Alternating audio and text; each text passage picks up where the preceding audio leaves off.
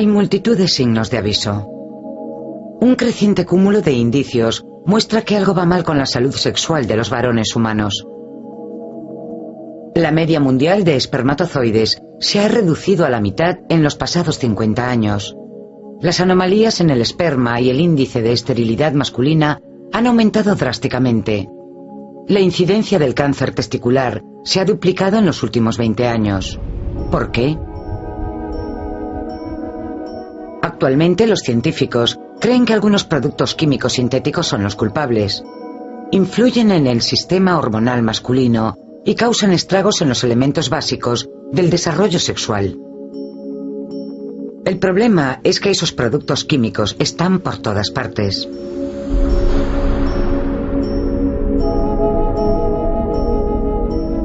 Varones en desaparición.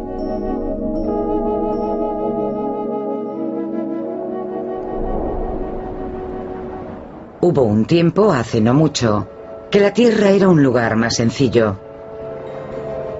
Hace 60 años, los productos químicos sintéticos eran una novedad ultramoderna. Desde entonces, la industria química ha creado más de 90.000 compuestos artificiales. Y en la mayoría de los casos, no se ha comprobado su efecto en los seres humanos.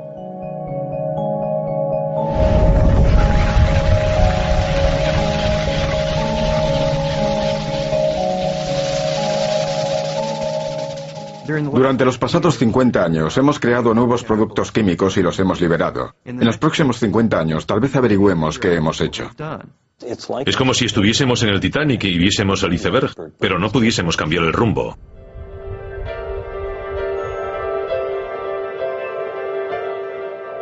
Esas sustancias están presentes en prácticamente todos los productos de consumo. Productos como el bisfenol A, que dan dureza y resistencia al plástico. Otros productos llamados talatos dan suavidad y elasticidad a los plásticos. La química hace que los cosméticos tengan olor fresco y fragante, hace que las telas repelan las manchas y que los ordenadores resistan al fuego. ¿Pero habremos liberado un monstruo? Algunas sustancias comunes están causando un daño profundo y permanente a los cuerpos en crecimiento. Y por razones que solo estamos empezando a entender, algunos productos sintéticos son mucho más dañinos para los niños. Creo que todo niño debería poder gozar de todo su potencial innato, sea cual sea, pero se lo estamos arrebatando. Se lo estamos arrebatando a nuestros hijos. ¿Y por qué no se llama la atención sobre esto?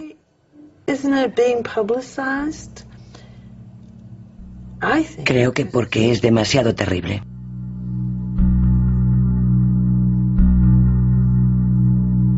Los varones jóvenes también corren peligro. La media de espermatozoides de los jóvenes universitarios ha descendido drásticamente en décadas recientes. Un hombre joven normal produce menos de la mitad de espermatozoides que su padre, y hasta el 85% de ellos son anormales.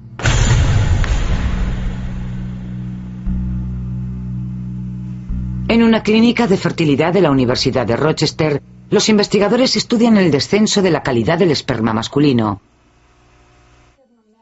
El cambio en la calidad y la cantidad de los espermatozoides ha sido repentino y acusado. Llevo aquí 12 años. Cuando empecé, de los 10 donantes que estudiamos, aceptamos unos 7 u 8. Tenían un promedio muy bueno y con muy buena movilidad. Pasado el tiempo, cada vez fue más difícil encontrar donantes, porque vimos que entre la población de la misma edad, de cada 10 varones que analizábamos para nuestro programa, solo unos 3 o 4 alcanzaban los parámetros de esperma que necesitábamos. Lo importante es que los baremos de la Organización Mundial de la Salud para clasificar a un hombre como estéril han ido descendiendo. Al principio era de 60 millones por milímetro, luego bajó a 40 y ahora está en 20 millones y están hablando de bajarlo a 10 millones por milímetro. Así, al someterse a análisis, no puedes calificar a demasiados hombres como anormales. Tras las estadísticas, hay cientos de miles de parejas jóvenes como Jack y Natalie McCowan que tienen problemas para tener hijos. Ahora vamos a cambiarte. Me quedé atónito al conocer el índice de esterilidad de la sociedad actual. Y cuando íbamos a la clínica para recibir asesoramiento y tratamiento, era como estar en urgencias. Había gente haciendo cola en los pasillos. Nos sorprendió mucho que tuviésemos dificultad para tener hijos, porque éramos dos personas muy sanas. Así que pensamos que no habría problemas, que me quedaría embarazada muy pronto. Para medir la calidad del esperma comprueban 3 cosas: el volumen, la cantidad de espermatozoides, su velocidad, la movilidad que tienen, motilidad creo que lo llaman, y también su morfología. En mi caso tenía buena cantidad, eran fuertes y también muy rápidos, pero bastante estúpidos, se perdían y claro está, no pedían orientación. Nuestro endocrino nos dijo que probablemente se debía a causas medioambientales. No concretó más. No. Pero sí nos dijo eso. Después de 2 años y varios tratamientos de fertilidad, los McCowan al fin lograron concebir un hijo.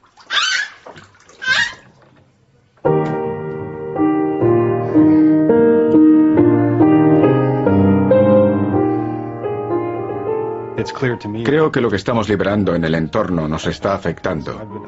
Y hace tiempo que soy consciente de ello. Me parece muy posible que el medio ambiente haya influido en mi capacidad reproductiva. Creo que existe algún tipo de relación.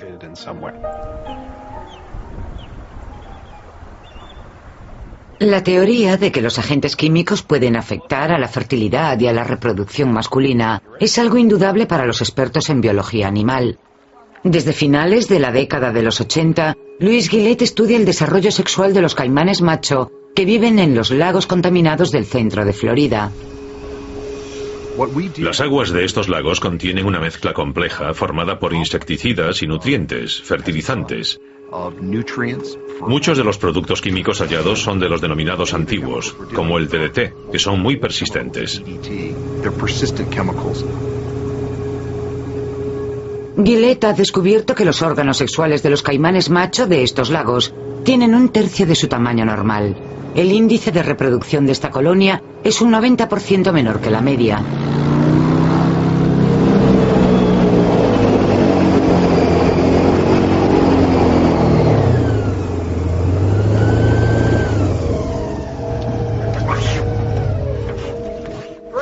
Buena captura. Perfecto.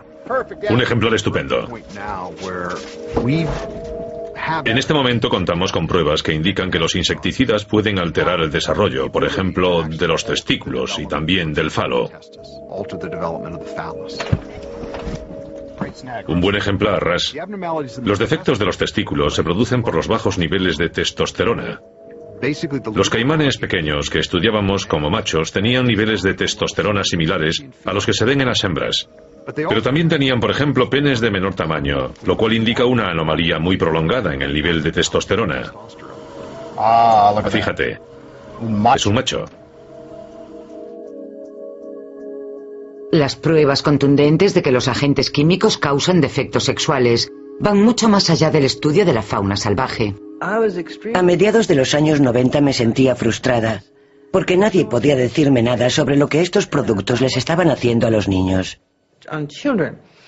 El estudio sobre la feminización de los caimanes ya se había publicado. Y también otro trabajo sobre la gran influencia de la química en la fauna salvaje. Y los niños, o los hombres, no son distintos a los caimanes en cuanto a configuración general. Por tanto, ¿cómo no iban a afectar a los humanos si estaban afectando a los animales? Por supuesto que hay diferencias. No es una relación recíproca. Pero creo que nuestro estudio puede alertar sobre la salud humana. Creo que puede alertar sobre la salud de los bebés humanos. Los testículos son parte del sistema endocrino masculino, el entramado de glándulas que regulan muchas de las funciones del cuerpo. Estimulan el crecimiento, regulan el metabolismo y controlan la reproducción. Estas glándulas liberan hormonas que son las mensajeras químicas del cuerpo. La hormona del sexo, la testosterona, Es un mensajero químico que resulta fundamental para el desarrollo sexual masculino. Algunos productos químicos sintéticos pueden alterar o bloquear el funcionamiento de la testosterona en el cuerpo, dañando permanentemente el desarrollo sexual de los niños varones. Esa alteración del funcionamiento del cuerpo puede ser la mayor consecuencia inintencionada de la revolución química del siglo XX.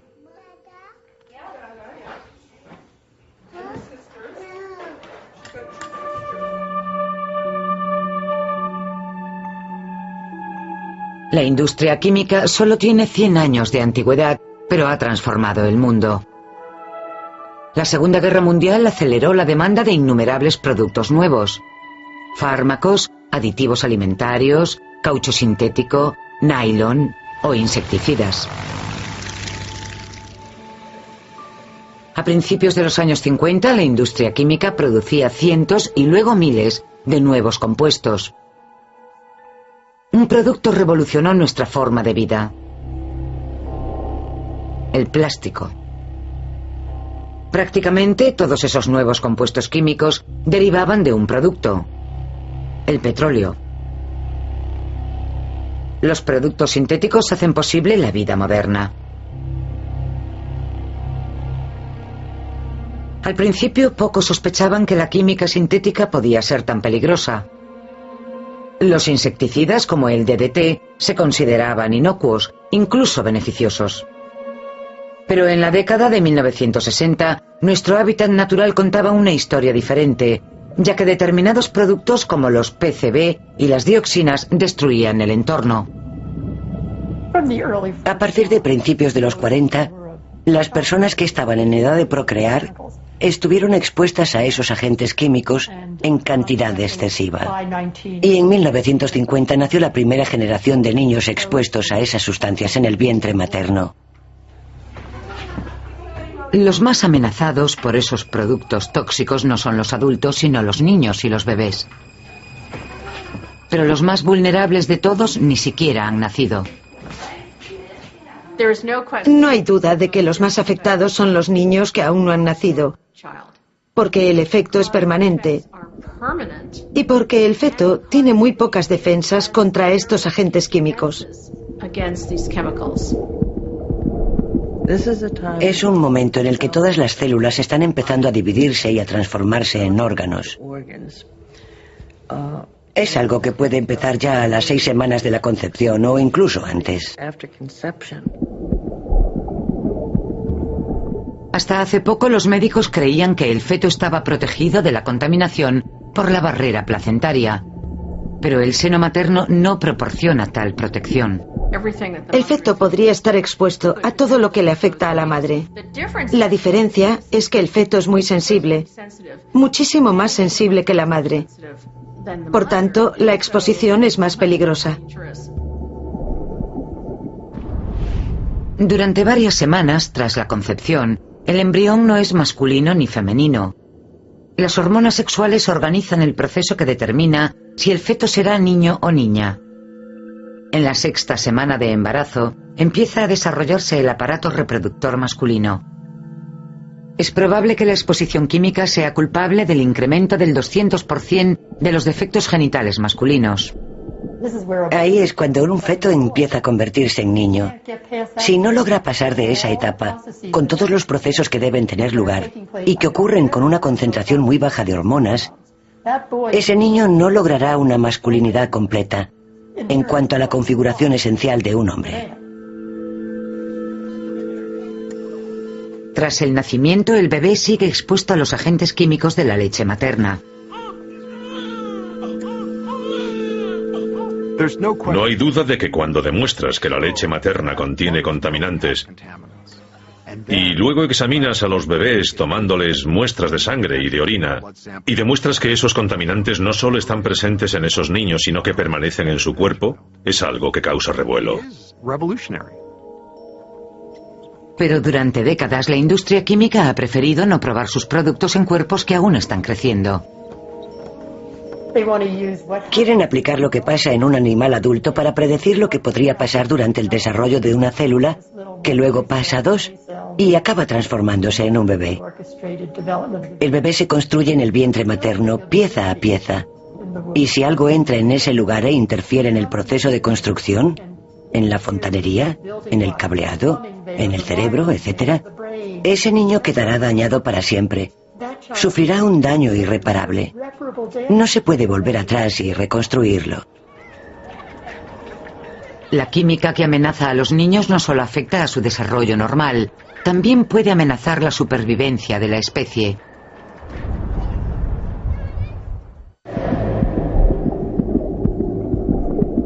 Nuevos estudios demuestran que los fetos varones que no llegan a término son cada vez mayores.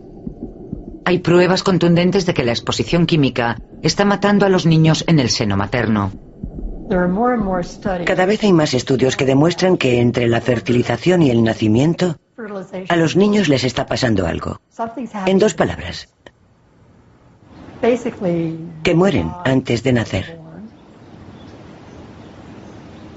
La reserva de Anjunang First Nation, cercana a Sarnia, en Ontario, parece una comunidad normal de clase media, pero es diferente. La reserva está rodeada por uno de los complejos petroquímicos mayores del mundo. Por término medio anual, estas plantas liberan más de 130 toneladas de productos tóxicos a la atmósfera. Nunca había visto nada tan terrible como lo que vi en Sarnia. Fueras a donde fueras, olía a productos químicos. Y varias veces, estando allí de visita, sonaron las sirenas para avisar de que se habían liberado productos tóxicos.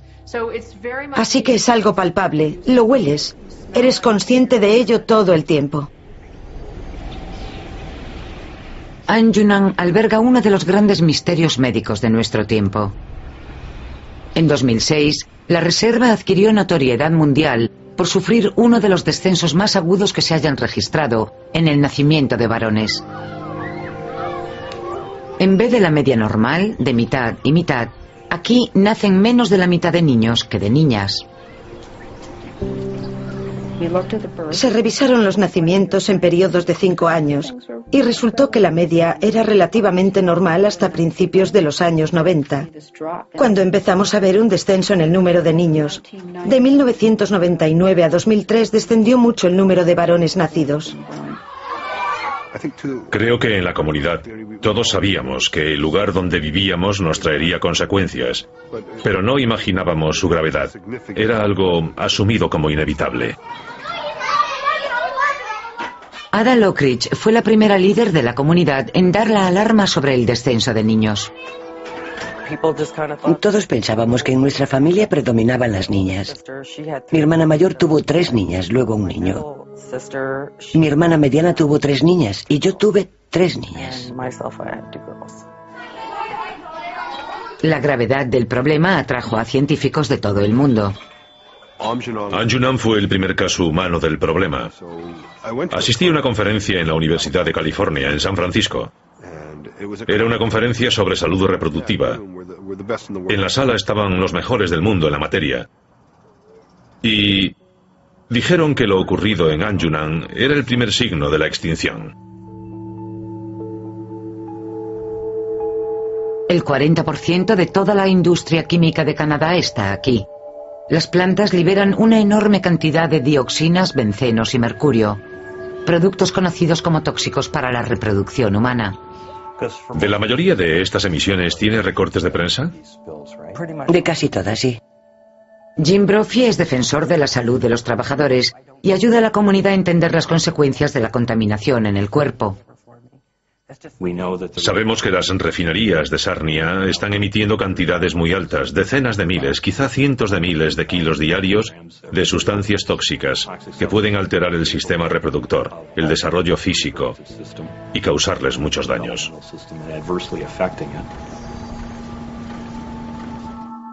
Creía que nunca iba a poder tener hijos. Pensaba que jamás lograría llevar a término un embarazo. He sufrido 4 abortos naturales antes de tener mi primer hijo. pero ninguno de los médicos encontró una explicación para ello. Fui a Londres, nos hicieron un montón de pruebas y nos dijeron que no habían encontrado motivo alguno para sufrir tantos abortos. Dijeron que no había una causa lógica. Esos productos químicos afectan al feto del varón de forma desproporcionada. Así que el alto nivel de abortos del que informamos en nuestro estudio puede que en realidad indique que los fetos varones no prosperan. Y por eso se da esa tasa de natalidad descompensada.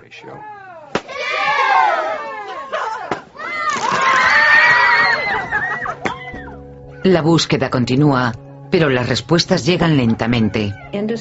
La industria y el gobierno han guardado un silencio sospechoso sobre el tema. Expresan cierta preocupación de vez en cuando, pero dicen que no hay pruebas, y también que la descompensación en el índice de natalidad es una simple casualidad, o quizás un error en el recuento o algo así. El descenso del nacimiento de varones es un fenómeno mundial. Actualmente hay más de 20 países industrializados en los que el nacimiento de varones ha disminuido misteriosamente. Desde 1970, el descenso suma ya casi 3 millones menos de nacimientos de varones. Pero el peligro no se da solo en comunidades muy contaminadas, como la de Sarnia, también existe en nuestros hogares, en los productos químicos que nos rodean a diario.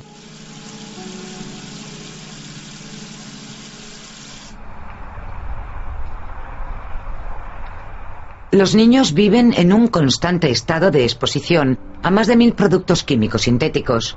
Están en los ordenadores, en la ropa, en los muebles y en la ropa de la cama.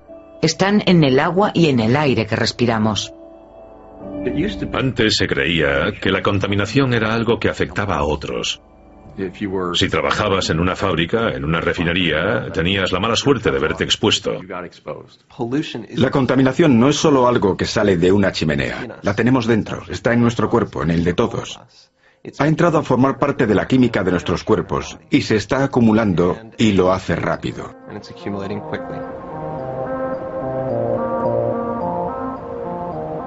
Esa retahíla de compuestos sintéticos ha hecho de la vida diaria un campo minado tóxico para los niños varones. Prácticamente todos los productos relacionados con problemas de reproducción masculina son derivados del petróleo. Para hacer todos los productos que nos rodean hoy día, hay que partir de un combustible fósil. En esencia, ese es el quid de la cuestión. Es la base de todo.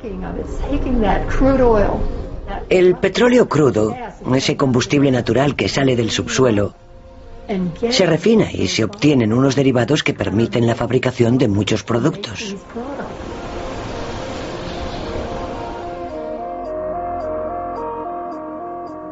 Hay unos compuestos petroquímicos comunes llamados talatos que se usan en todo. Desde cosméticos y tubos intravenosos médicos a envases para alimentos y juguetes infantiles. La investigación de la doctora Shanna Swan empezó con un descubrimiento inquietante. Me puse a estudiar los talatos cuando leí que el Centro para el Control de Enfermedades había hallado talatos en casi todos los habitantes de Estados Unidos y que parecían predominar más en las mujeres de edad reproductiva. Además, había nuevos datos que demostraban que los talatos causaban cambios importantes en los bebés varones.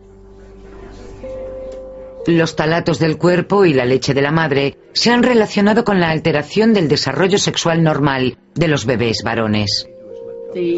Los resultados denominados síndrome del talato son el descenso de la masculinización, la posibilidad de genitales más pequeños y un menor descenso testicular completo.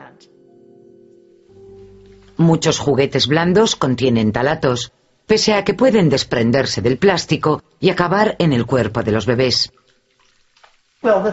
Los talatos hacen que los juguetes sean suaves y mullidos. Son la base de la industria juguetera segura de nuestro país, porque los niños no se lastiman con los objetos suaves y blandos. Los talatos también se usan ampliamente en productos de cuidado personal. 3/4 partes de los cosméticos comerciales, entre ellos el desodorante, el gel capilar, el champú y el gel de baño, los contienen. Están en los cosméticos, porque se pegan a la piel y mantienen en ella el perfume. Son estupendos vehículos para el perfume porque penetran en la piel, entran en ella y llevan consigo el perfume y así prolongan su duración. También están en los acondicionadores capilares, esos productos que hacen que el pelo luzca bonito y brillante y que puedas dominarlo. Se ve limpio, huele a limpio y se nota limpio. Hemos vendido la idea de que este producto es limpio, así que es muy difícil percibirlo como sucio, contaminado y tóxico. Por tanto, hay una gran barrera psicológica que salvar. Por ejemplo, una crema corporal. Te la aplicas en las manos y te dices, no la ingiero. Pero te aplicas la crema en las manos y esperas unos minutos. ¿Sigue ahí? No, ha desaparecido. ¿A dónde crees que ha ido? No se ha evaporado, ha entrado en tu cuerpo.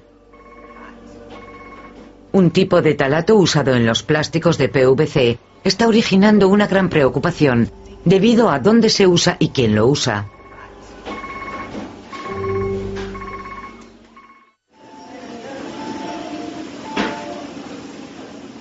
En cada rincón de una sala neonatal veremos uno de los plásticos más comunes del mundo, el vinilo de PVC. Este material flexible contiene un talato llamado DEHP. Varios organismos del mundo han clasificado el DEHP como tóxico reproductivo. Un tóxico reproductivo es un compuesto que afecta a las etapas del desarrollo del sistema reproductor humano.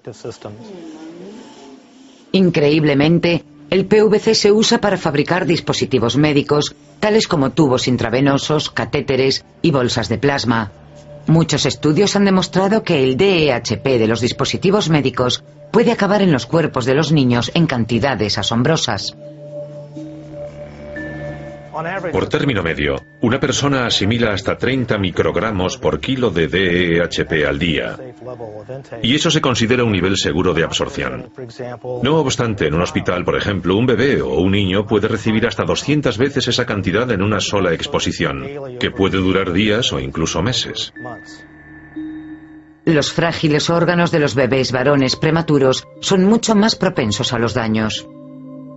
El Departamento de Sanidad y Servicios Humanos de los Estados Unidos ha afirmado que se trata de un problema grave, sobre todo en el tratamiento médico intensivo de bebés varones, ya que el DEHP puede dañar el aparato reproductor. El efecto más acusado es la atrofia o retracción de los testículos.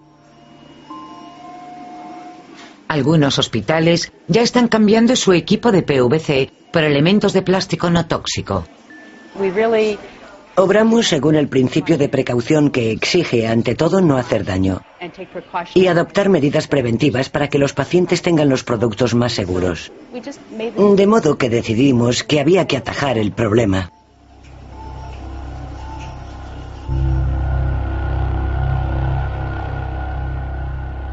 De todos los productos químicos que suscitan preocupación, ninguno es más famoso que el bisfenol A. De este producto se fabrican 3.000 millones de kilos anuales. Es la materia prima de uno de los plásticos más usados en la sociedad de consumo, el policarbonato. El policarbonato es un plástico duro y rígido usado en una amplia gama de productos, desde DVDs a biberones infantiles. También es objeto de una gran polémica sobre la salud pública.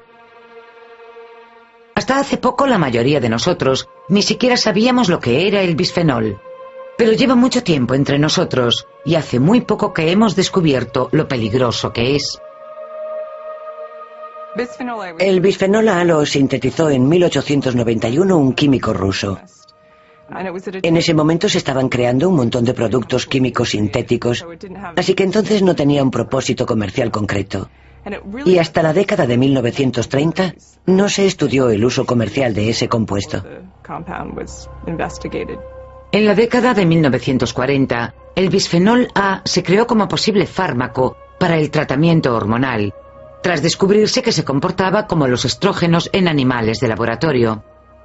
El momento crucial llegó después, cuando también se descubrió que el bisfenol A podía usarse en los plásticos para hacer recipientes transparentes a prueba de roturas y en las resinas epoxi, que revisten las latas de conservas. Ahora su historial como estrógeno sintético ha vuelto a atormentarnos.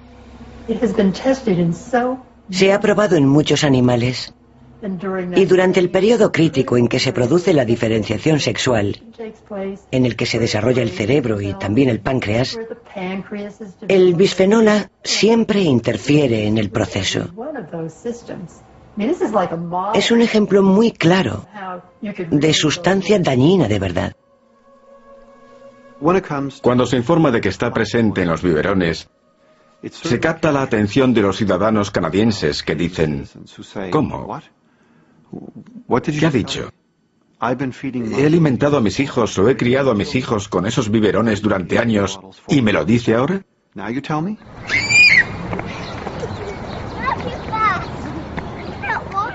El hijo de Tosca Gardino, Luke, nació con un defecto que se ha relacionado repetidamente con productos disruptores endocrinos. Cuando lo estábamos bañando, descubrimos que uno de sus testículos aparecía como desinflado, que no tenía nada dentro. Así que me preocupó que ese testículo, sin descender, al estar dentro del cuerpo en un medio cálido, acabase dañado y que afectase a la capacidad reproductora de mi hijo. ¡Ya está encendida! El testículo de mi hijo estaba muy arriba, tras los músculos del estómago, tras los músculos abdominales. Estos testículos pueden corregirse mediante cirugía, pero los niños con este defecto tienen 8 veces más probabilidades de desarrollar cáncer testicular y 7 veces más de ser estériles. Luke se sometió a 2 operaciones y al final el testículo ha descendido. Por ahora se supone que está sano. No podrá comprobarse hasta que sea adolescente, cuando se vea si crece o no. La intervención fue un éxito, pero el problema no ha desaparecido por completo. Tras la segunda operación, unos 2 meses después, observamos que el otro testículo había empezado a elevarse. No tanto como el otro. Todavía estaba en el saco, pero estaba cerca del cuerpo. Me siento culpable de no haber hecho más. Me siento responsable. Debería haberme informado mejor. Y debería haber hecho algo más. Trato de consolarme diciéndome que nadie sabe todavía mucho sobre este tema. Está mojado. Pero seguro que ahora rueda muy bien. Por aquel entonces me atendieron 3 naturópatas, una matrona y un médico. Me dijeron qué especias evitar, qué comidas evitar, pero ninguno me dijo nada sobre los recipientes que debía evitar. Desde entonces, Tosca se ha preocupado por adquirir información. No tengo duda alguna de que los productos que están en nuestro entorno nos están afectando en muchos aspectos, sobre todo a largo plazo. Si creo que tienen relación directa con lo de mi hijo, prefiero no saberlo. Una madre no debería tener que ser experta en química. Esa no es su tarea. Y un padre tampoco tendría que serlo. Y es absurdo que los carguemos con esa responsabilidad. Según todas las opiniones, el bisfenol A y los ftalatos son peligrosos para el sistema reproductor masculino. Pese a ello, cada año se fabrican millones de kilos de esos productos. De nuevo, la pregunta es: ¿por qué? El doctor Steve Hentges. Respecto a la seguridad de los ftalatos y el bisfenol A, el doctor Stephen Hentges es el principal portavoz de la industria química. Tanto el bisfenol A como los ftalatos han sufrido numerosas, rigurosas y exhaustivas revisiones de organismos oficiales de Estados Unidos y de todo el mundo. Tras más de 5 décadas de utilización, no hay pruebas irrefutables de que el bisfenol A o los ftalatos de los productos de consumo hayan causado daños a alguien.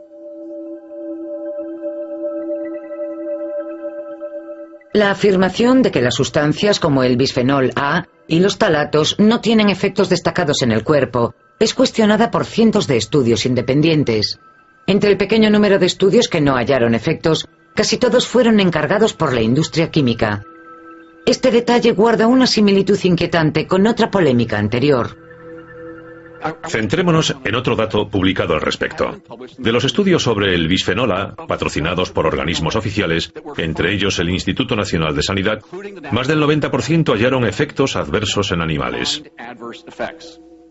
Como contrapartida, ninguno de los estudios financiados por la industria encontró efectos adversos. Algunos de ustedes recordarán el testimonio dado en 1994 ante el Congreso por los jefes de las 7 tabacaleras estadounidenses que juraron que no había relación entre el consumo de cigarrillos y el cáncer.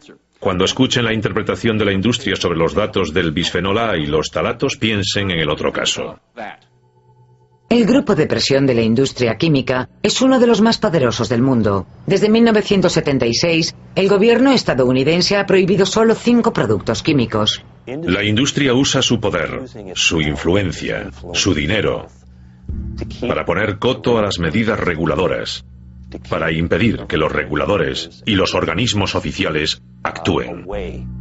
La industria química ha comprendido que, al crear una infraestructura científica alternativa, puede impedir que los reguladores se inmiscuyan y que los organismos actúen. ¿Cree que todo está bien?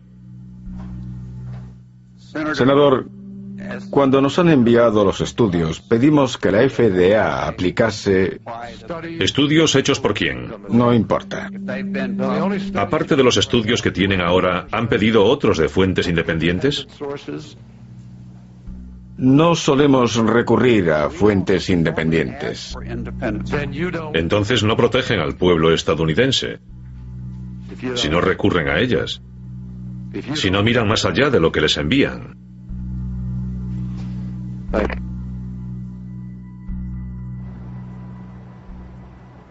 Lo que ocurrió es que los mismos científicos que hicieron numerosos estudios sobre el tabaco y ganaron mucho dinero, vieron que esa actividad era muy lucrativa, así que crearon empresas propias, aceptaron dinero de fabricantes de productos químicos peligrosos y hacen estudios para demostrar que en realidad no son muy peligrosos. Comprendieron que, entre comillas, educar al público es esencial y que la información errónea es tan eficaz, hecha como es debido, como la información veraz. Y funciona. No creo que quede duda de que las empresas ven este asunto solo desde el aspecto del beneficio. Y si pueden conseguir 1, 5, 10, 20 años más para vender el producto sin controles, habrán hecho un buen negocio. Con respecto al bisfenol A, continúa la polémica. Como reacción a la creciente preocupación pública, empresas como Walmart empezaron a retirarlo de sus estanterías. Y luego, una noticia sorprendente. Duda sobre la seguridad de los biberones de plástico. El Ministerio de Sanidad canadiense ha dado el primer paso oficial para retirar algunos biberones de plástico del mercado. Aunque la ciencia nos dice que el índice de exposición de los neonatos y niños es inferior al que causa efectos, creemos que hay que aumentar el margen actual de seguridad. Creo que el gobierno entiende que debe hacer algo. Tal vez los científicos canadienses le estén diciendo al gobierno, oigan, tienen que hacer algo respecto a esto. El llamativo ejemplo del biberón quizás signifique que al bisfenol A le queda ya poco tiempo. Me preocupa que las medidas solo se limiten a los biberones y a los objetos infantiles, porque el problema consta de muchos más elementos. Entre ellos están los disruptores endocrinos, un sistema regulador que es completamente ineficaz, el mundo material que hemos decidido construir y los productos químicos que hemos elegido para construir ese entorno. El plante de Canadá ante el bisfenol A es una gran victoria y también excepcional, porque el problema es mucho más que una cuestión química.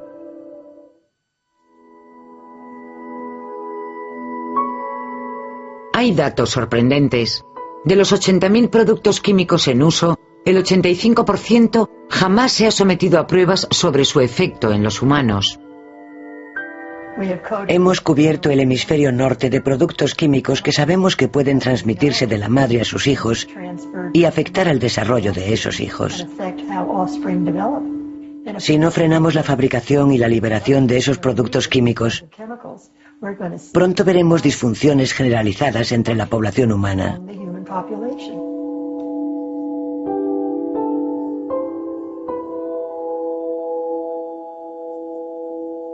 El debate sobre la seguridad de los productos químicos sintéticos jamás concluirá, pero nunca volveremos a vivir en un mundo sin ellos. Pasarán décadas antes de que comprendamos qué hemos hecho, pero ya está claro que estamos alterando permanentemente el desarrollo sexual de los niños varones. Mire cuánto tiempo ha tardado en calar la idea del calentamiento global en la sociedad. Y aún hay muchísimas personas que niegan su existencia. No les da miedo, porque no nos afectará hasta dentro de 3 generaciones. Pero cuando hables de tus propios hijos o de tus nietos, eso ya es distinto.